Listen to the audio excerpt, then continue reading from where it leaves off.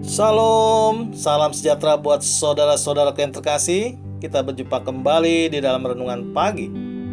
Saudara-saudara sekalian, marilah kita mendengar firman Tuhan. Sebelum mendengar firman Tuhan, marilah kita bersama-sama berdoa terlebih dahulu.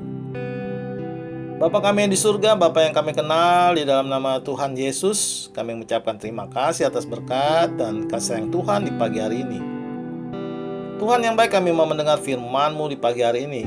Bukakan hati pikiran kami agar kami mengerti isi firman Tuhan dan melakukannya. Terimalah doa dan sembah kami ini di dalam nama Tuhan Yesus Kristus. Amin.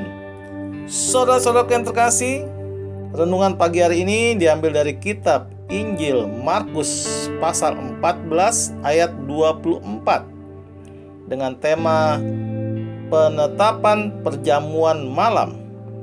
Markus pasal 14 ayat 24. Sebab beginilah firman Tuhan.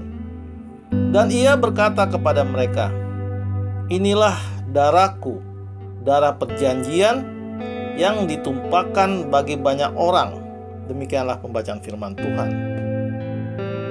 Saudara yang terkasih di dalam nama Tuhan Yesus Kristus, nats firman Tuhan tentang perjamuan malam, di mana Yesus di dalam perjamuan itu mengambil roti, lalu mengucapkan berkat dan memecah-mecahkannya, lalu memberikan kepada para murid dan berkata, ambillah, inilah tubuhku. Dan hal itu juga dilakukan saat Tuhan Yesus memberikan minum dari cawan itu.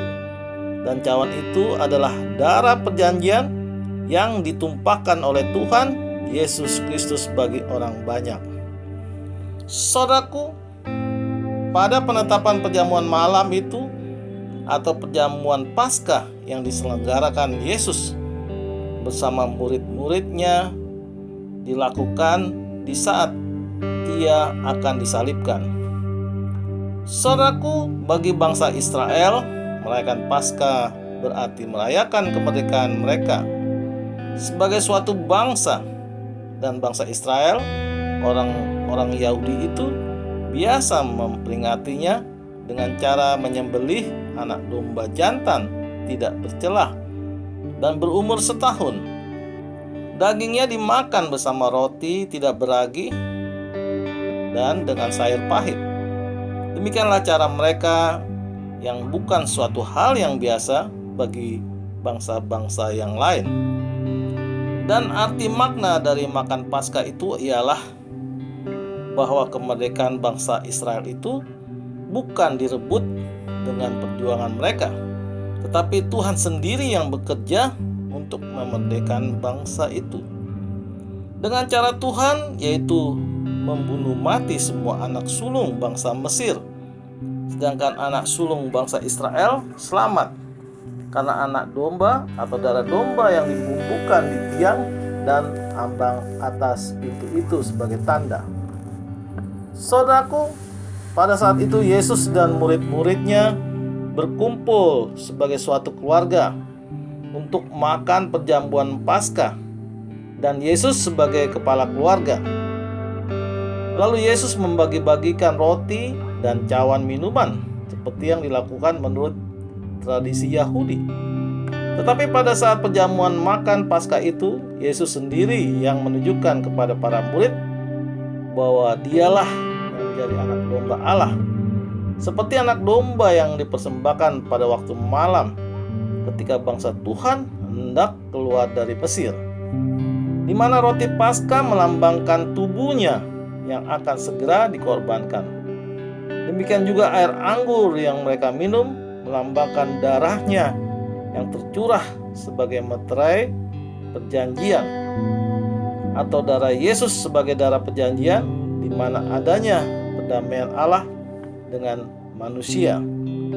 Saudaraku, penetapan perjamuan malam itu tertulis di kitab Markus pasal 14 ini di ayat 22 sampai dengan ayat 25 tentang penetapan perjamuan malam. Dan ketika Yesus dan murid-muridnya sedang makan, Yesus mengambil roti, mengucap berkat, memecah-mecahkannya, lalu memberikannya kepada mereka dan berkata, "Ambillah, inilah tubuhku." Sudah itu ia mengambil cawan, mengucapkan syukur, lalu memberikannya kepada mereka, dan mereka semuanya minum dari cawan itu. Dan ia berkata kepada mereka, "Inilah darahku, darah perjanjian yang ditumpahkan bagi banyak orang. Aku berkata kepadamu, sesungguhnya aku tidak akan minum lagi hasil pokok anggur sampai pada hari aku meminumnya, yaitu yang baru dalam kerajaan Allah." Demikianlah pembacaannya. Saudaraku, di pagi hari ini, ingatlah akan pengorbanan Yesus untuk ampunan dosa-dosa yang kita perbuat, dan jadilah pribadi yang selalu mampu mengampuni orang lain. Amin. Tuhan Yesus memberkati. Kita tutup renungan pagi hari ini dengan berdoa. Terima kasih Tuhan atas firman-Mu di pagi hari ini. Ajari kami ya Tuhan, agar kami selalu setia dan selalu percaya kepadamu di dalam menjalani kehidupan dan aktivitas kami sepanjang hari ini. Dengarlah doa dan sembah kami ini di dalam nama Tuhan Yesus Kristus. Amin. Saudara-saudara yang terkasih, marilah kita selalu mengucapkan syukur di dalam hidup ini, dan kita percaya renungan pagi hari ini menjadi sumber berkat dan sumber kasih untuk kita. Shalom.